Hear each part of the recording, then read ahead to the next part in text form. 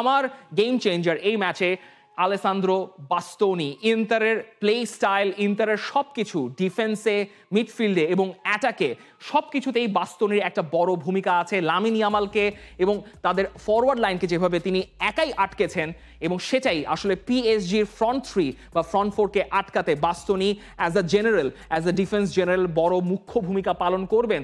তার ট্যাকেলের সংখ্যা ইন্টারের মধ্যে অন্যতম সবচেয়ে হাইয়েস্ট, এবং বল রিকভারি তিনি যেভাবে করে থাকেন এবং সবচেয়ে বেশি টাচেস এবং পাসেস কিন্তু এই আলেসান্দ্রো বাস্তোনির। এই ম্যাচে দুই উইং ব্যাক বা দুই ফুল ব্যাকের কম্বিনেশন ঠেকানো এবং ফরওয়ার্ড লাইনের দেখে ঠেকানোর জন্য স্পেসিফিকলি ওই তিনজনকে, কভারাজকেলিয়া, দুয়ে বা বারকোলা এবং উসমান দেমবেলেকে আটকানোর জন্য এই বাস্তোনির উপর আপনাকে ভরসা রাখতে হবে।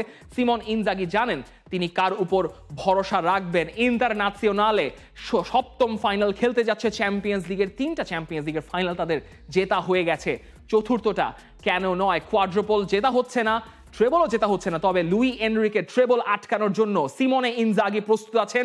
ইতালির রয়্যাল এলিট ক্লাব হিসেবে আরেকটা চ্যাম্পিয়ন্স লিগ ইতালিতে নিয়ে আসতে প্রস্তুত আছে সিমনে ইনজাগির ইন্টারন্যাশনালে। তবে আপনার প্রেডিকশনটা জানিয়ে দিতে পারেন। আমি আমার বাজির ঘোড়া ধরছি ইন্টারন্যাশনালের উপর। আপনার বাজির ঘোড়া বা আপনার প্রেডিকশন কার উপর চ্যাম্পিয়ন্স লিগ জেতার বেলায় এবারের মিউনিখের ফাইনালে জানিয়ে দিতে পারেন কমেন্ট সেকশনে। For more updates, subscribe to our YouTube channel and click on the bell icon. Follow us on Facebook and Instagram. Download T-Sports app to enjoy exciting games and highlights. Visit tsports.com.